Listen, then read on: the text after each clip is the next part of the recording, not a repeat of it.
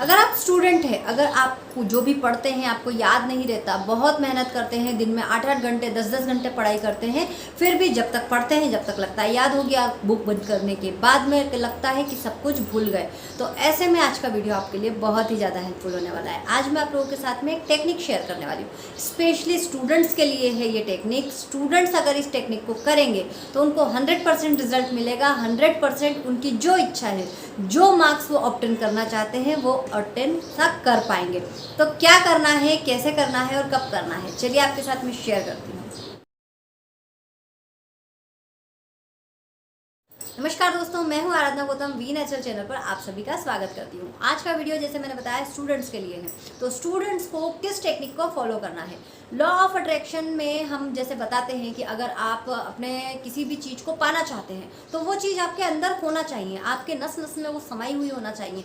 अगर आप सक्सेस चाहते हैं तो आपके अंदर सक्सेस घुली हुई होना चाहिए। मतलब अगर आप पढ़ाई करने बैठ रहे हैं, ठीक है, तो पढ़ाई करने से पहले आपको सबसे पहले एफर्मेशन देनी है। सिर्फ 2 मिनट का समय लेना है।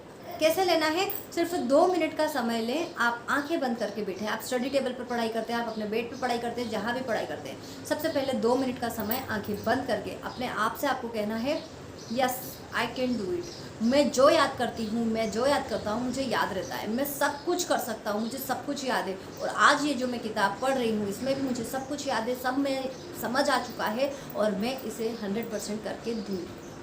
ठीक है, ऐसा करने के बाद में अपने आप को, अपने सब्जेक्ट को लेके जो जो आपको डिफ़िकल्टीज लगती हैं, उन डिफ़िकल्टी को जैसे आपके लिए वो सॉल्व हो चुकी हैं, उन्हें पॉजिटिव वे में, प्रेजेंट फॉर्म में आपको अपने आप से कहनी है, अपने माइंड को समझानी है। क्योंकि जो चीज़ आपके अंदर रहेगी वही आपको बाहर से मिलेगी। ठीक है, तो आप ऐसा करें, अपने आप को ये चीज़ समझा दें। ठीक है, 2 मिनट की अफर्मेशंस देने के बाद में अब जब आप पढ़ रहे हैं, आप अपनी बुक खोलें और पूरे ध्यान से, पूरी तल्लीनता से आप उस चीज़ को पढ़ें। ठीक है, नेक्स्ट चीज़ आती है कि अगर आप जो चीज़ पढ़ रहे हैं उसको अंडरलाइन करें। जो मेन पॉइंट होते हैं उसे आप अंडरलाइन करें। हो सके तो जो चीज़ हमने अंडरलाइन की है उसे आप लिख लिख के याद करने की कोशिश करें।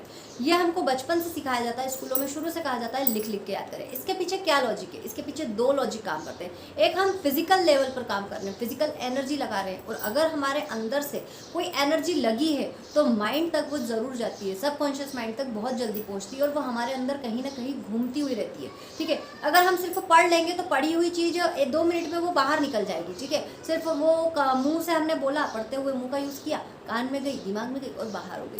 पर अगर हम कोई चीज़ लिखेंगे तो क्या होगा? फिजिकल लेवल पर हमने काम किया है तो वो हमारे हाथों ने काम किया, हाथों से जो नसें गई उनने काम किया, दिमाग ने काम किया, आंखों ने काम किया, ज़ुबान ने काम किया।